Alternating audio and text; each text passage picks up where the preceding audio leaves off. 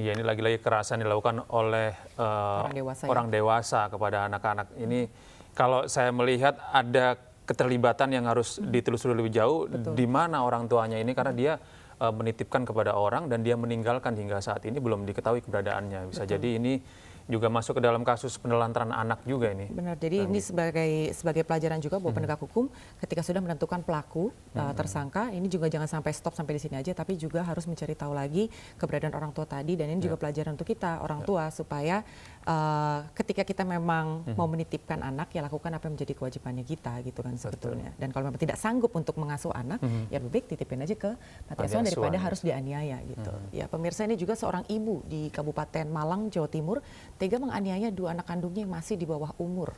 Ya, parahnya penganiayaan dilakukan bersama pacarnya. Keduanya tega menghajar korban hingga menyulut bagian tubuh anak dengan rokok.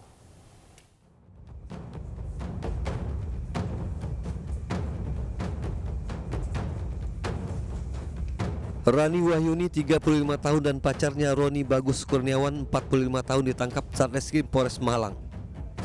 Keduanya ditangkap usai dilaporkan mantan suaminya lantaran menganiaya 2 anak kandungnya yang masih di bawah umur, yakni ASA 14 tahun dan AER 4 tahun.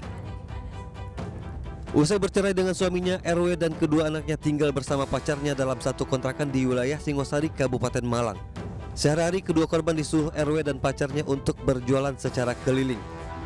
Jika hasil penjualan tidak sesuai target, kedua korban dianiaya pelaku. Penganiayaan terjadi sejak September 2022 dan baru diketahui ayah kandung korban setelah ketiganya bertemu. Dari hasil visum, kedua korban mengalami luka sunutan rokok di bagian tangan dan kaki hingga leher. Hasil visum yaitu untuk korban Asa mengalami luka bekas sundutan rokok di bagian telapak tangan kanan dan kiri, telapak kaki kanan dan kiri, di leher maupun di punggung luka pukulan. Lalu untuk saudara AER, hasil visumnya adalah mengalami luka bekas sundutan rokok dan korek api di bagian mulut, telapak tangan kanan dan kiri, dan leher di bagian belakang.